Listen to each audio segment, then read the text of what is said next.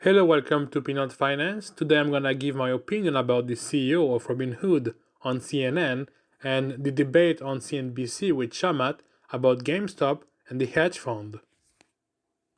I want you to address the obvious. This looks like a move by an outfit called Robinhood, which is supposed to be taken from the rich and given to the poor, and doing exactly the opposite. That when the big guys, including one of your main investors in your company, started to lose, you shut down the game to starve the little guy. Fair criticism. That's not what it is at all. And I know you started this segment.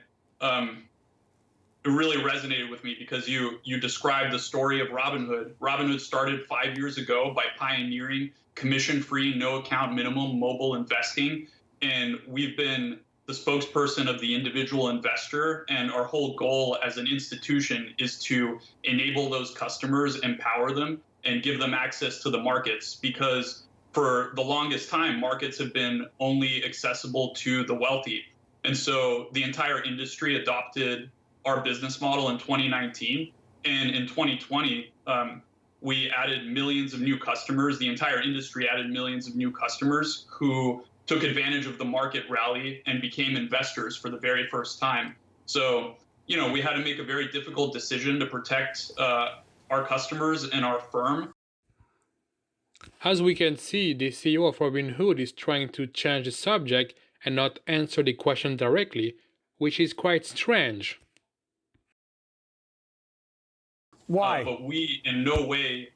Why? Explain why you had to do it if it wasn't to protect the guys who had shorted the stocks, which are the big hedge funds. How are you helping the little guy investors?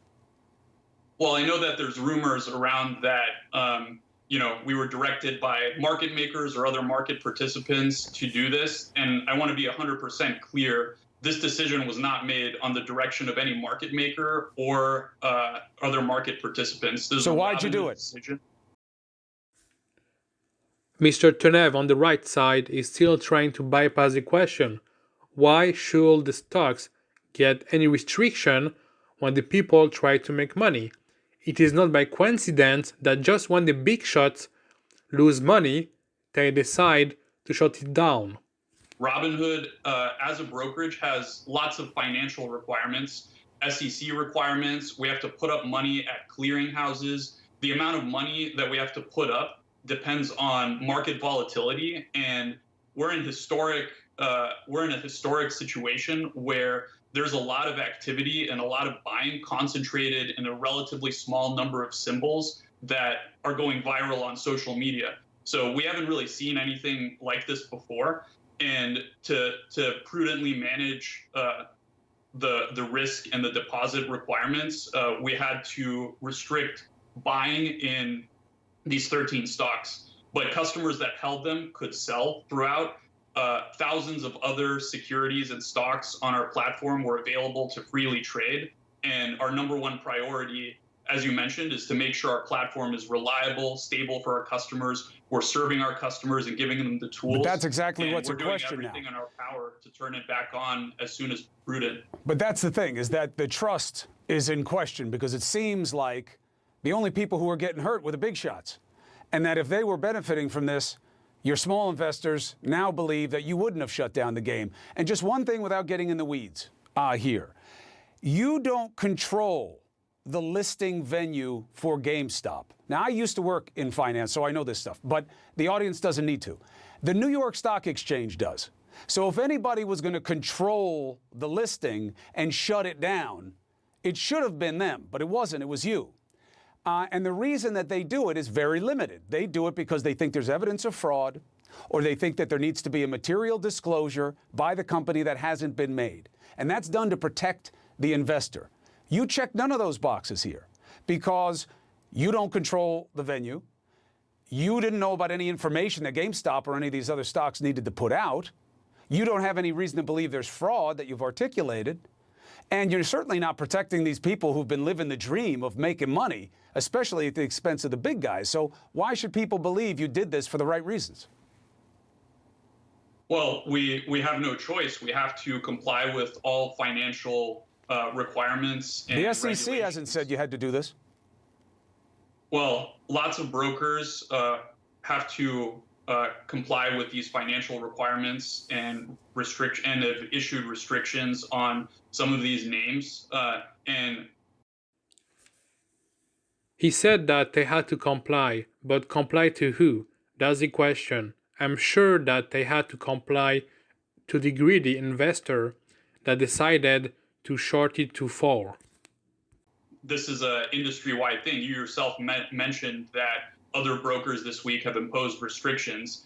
And not speaking for other firms, but for Robinhood in particular, this isn't because there's deals happening with market makers we route to or market participants.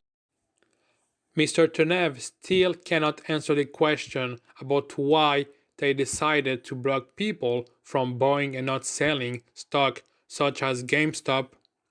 Of course, it was to protect their friend in Wall Street, the hedge fund. But then why did you allow people to keep selling but not buying? The reason that is so troubling to people is that they were making money buying the stock because they were against the short side.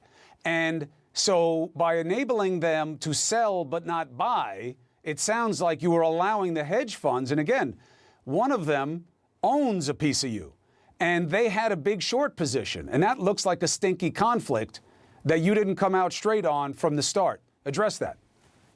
Well, none of that had anything to do with our decision to do this. Again, this was just looking at regulatory requirements, financial requirements, and we 100% will always protect our customers, where the entire business is operating to empower individual investors and has been since its founding.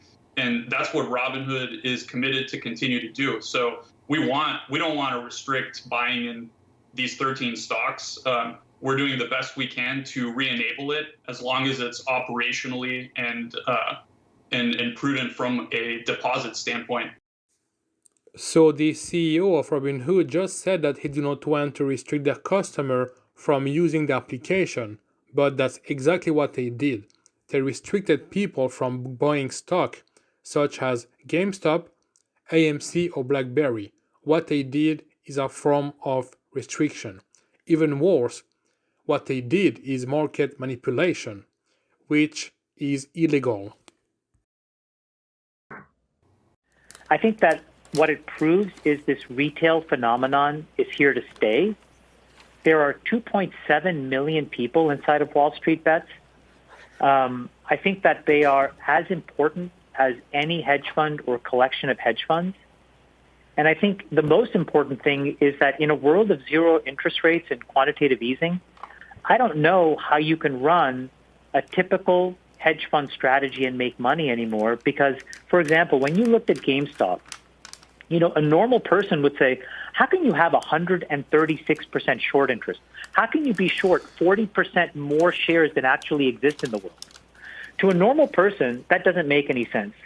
But to a Wall Street mathematician, that's the game that has been played for years. A very good point from Chamath. How come they got so greedy to the point of shorting way more than what they should had? Not only that, they get bailed out from their rich friend from Wall Street. And that game came undone. Well, I mean, that may be somewhat of an extreme example. Let me just go through a couple of things you said here. I have a hard time believing. I mean, you suggested that there's a good amount of fundamental research going on underneath the GameStop Reddit situation. Do you truly believe that there's actual fundamental research? Not to disparage in any way the people who are actually making these trades, but this seems to be momentum rather than a deep fundamental analysis. Well, of course, Wallstreetbets did their research. How do you think they beat all of the hedge fund guy? It wasn't luck.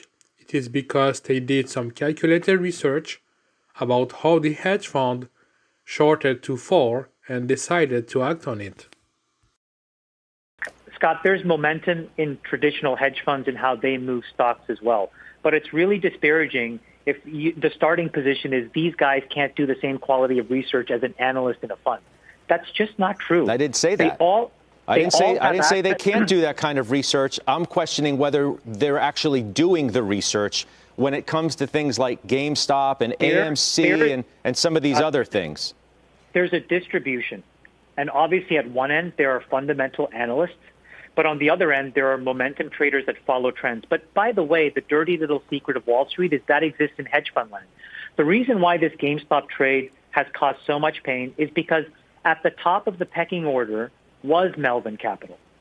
Those guys were incredible stock pickers. They are incredible fundamental modelers of companies. Okay, Gabe Plotkin is one of the sort of giants of our era, of my era, right? But at the end of the day, what happens is, irrespective of what he puts on, his trades are mimicked and copied by umpteen other hedge funds that follow along. Very good point about the hedge fund. Chamath has my vote. They try to mimic each other at the end of the day. In my opinion, from what I can see from the hedge fund on Wall Street, is they are not called irresponsible when they make mistakes. But when we do, they call us irresponsible. They put the blame on the poor people when they lose. What Wallstreetbets did was trying to identify a stock which had a good potential for a short squeeze, and in my opinion, they did their research. So you cannot say what Wallstreetbets did was not professional or some kind of manipulation. It's a free market, as they say, so let it be. Thank you for watching and have a wonderful day.